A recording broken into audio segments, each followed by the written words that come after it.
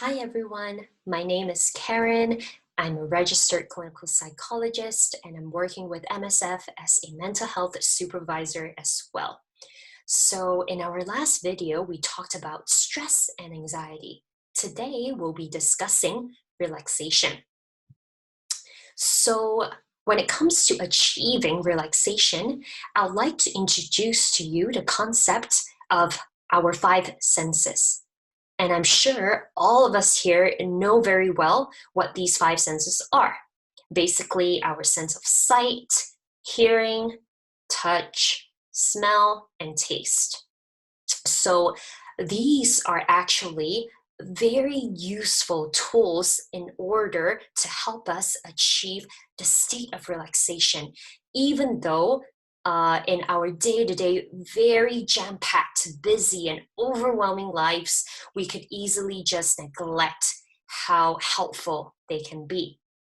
So before I jump into talking about each sense in detail, please think about what are the things that you enjoy with your five senses. So they could be, the sense of smell that you notice you really enjoy utilizing, or it could be the sense of hearing. So whatever it is, have a think. So how do we reach the point of relaxation with our five senses? That would be through the process of self-soothing. So in order to properly carry out self-soothing, we need to first recognize what are the activities that we find soothing, so uniquely soothing to you. It could be something that you realize that other people don't quite enjoy, but it makes sense to you, and that'll be great. So for example, when it comes to the sense of sight, whether it's noticing that you love to scroll through Pinterest and Instagram, all the beautiful images that you follow, or it could be just opening up your window, looking further, paying attention to the greenery, the blue sky, and just allowing your eyes to kind of just wander around instead of just paying attention to your screens all the time. So when it comes to the sense of touch, it could be noticing that you really enjoy a good massaging of your arms and your legs, and that you enjoy, whether it's a hot or a cold shower. Again, it's entirely up to you. So that whenever you notice that these are the activities that you enjoy and find soothing, the key here is to stick close to it and, as much as possible, really experience that every day. And when it comes to the sense of sound, it could be realizing that you really love the sound of nature, or it could be, specific music that's pop or rock. So entirely up to you. It could also be, things like a guided meditation, so that you keep yourself mindful of your internal state, and that sometimes we find that very soothing and relaxing. So again, it's up to you whether you would like to listen to sounds or, instructions such as meditating. And then when it comes to smell, it could be aromatherapy, whether it's the very popular scent of lavender that many people find relaxing, or it could just be fresh air, stepping outside and taking a deep breath. And it could also be scented candles or other comforting smells that are uniquely soothing to you. Last but not least, it would be our sense of taste, whether it's some flavors from home that you absolutely enjoy, or it could be, strong flavors like a spiciness, sweetness.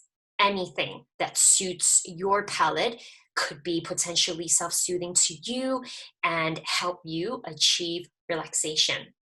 So another reminder here would be to keep up with all these self-soothing activities, because as we all know, when it comes to stressful moments, they come in every day. So in order to lower our stress, we want to keep up with the self-soothing activities as well, so that it could counteract the stress. So apart from relaxation, keeping ourselves informed about mental health could be very helpful for us to maintain our well-being. So that's the reason why my organization, MSF, has set up this website to share more information about mental health, specifically related to the COVID situation that we're all going through and finding it very difficult to cope with. So there are also other activities on the website to help you self-soothe and relax as well. And there are other sources of support, such as your organization, that could support you through other issues such as employment, finances, or relocating. So please stick close to all these sources of support, so that you will have the effective help whenever the need arises in your life. So there's also the Caritas Family Crisis Hotline for you to dial in when you notice that you have more distressing thoughts and that you have a lot of negative emotions. They run through the night, 24/7. So it's a very handy hotline for you or your friends to dial in whenever the need arises. So most importantly, whenever you notice that your state is getting worse after checking in with your SUD, please seek professional help, because that is the safest way to get better, because you'll then be properly taken care of by people who know how to detect what you're going through and to guide you through your recovery, so that you can get back on track with enjoying your life again. So thank you very much, all of you, for spending the time to tune in to learn more about mental health, taking care of yourself. And my reminder for all of you is to always prioritize self-care, because that's the only way for us to continue to take care of other people around us and to continue to fulfill our responsibilities.